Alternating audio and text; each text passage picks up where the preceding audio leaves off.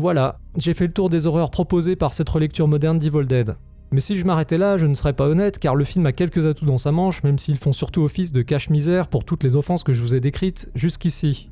C'est bien peu de choses mais la lumière est très jolie, notamment à l'extérieur de la cabane et certains décors fonctionnent. Il y a par exemple une très belle ambiance dans la cave avec toutes les bestioles crevées. On retiendra aussi l'accident de voiture de Mia, rondement mené, qui se terminera en crash dans un marécage poisseux. Enfin, il y a aussi la fameuse séquence de l'attaque des racines libidineuses, plutôt réussie et beaucoup plus graphique que dans le film original, même si on peut se demander s'il était vraiment nécessaire de la rendre aussi explicite. En définitive, Evil Dead 2013 est construit sur le même modèle que Romulus et bien d'autres merdes sorties ces dernières années.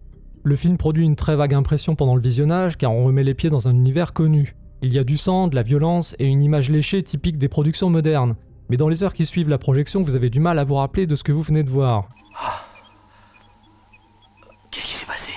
Evil Dead 2013 ne fait pas peur, ne possède pas la moindre tension dramatique et n'apporte rien à l'original. Il pille sans vergogne tout en y ajoutant une foule d'incohérences. Si vraiment vous voulez voir un remake réussi, tournez-vous plutôt vers L'Armée des Morts de Zack Snyder ou Le Massacre à la tronçonneuse de Marcus Nispel, qui réinventent leur modèle avec une certaine intelligence, sans nous coller l'idéologie dont il ne faut pas citer le nom, et sans nous emmerder avec des clins d'œil racoleurs toutes les 3 minutes. Il est aussi assez triste de voir que Sam Raimi est impliqué dans l'écriture de ce machin.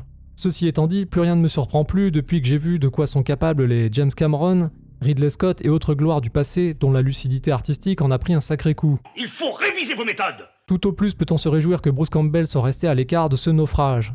Evil Dead 2013 n'existe que pour envoyer de la poudre aux yeux des spectateurs les plus fragiles, un peu comme le faisaient les feux d'artifice de Land of the Dead pour sa horde de zombies hypnotisés. Ne vous faites pas avoir car l'écran de fumée est facile à percer. Voilà, ce sera tout pour aujourd'hui et je vous dis à bientôt pour une nouvelle critique. J'aimerais tellement m'abonner à Cinéblast. Ouais, abonne-toi. C'est super.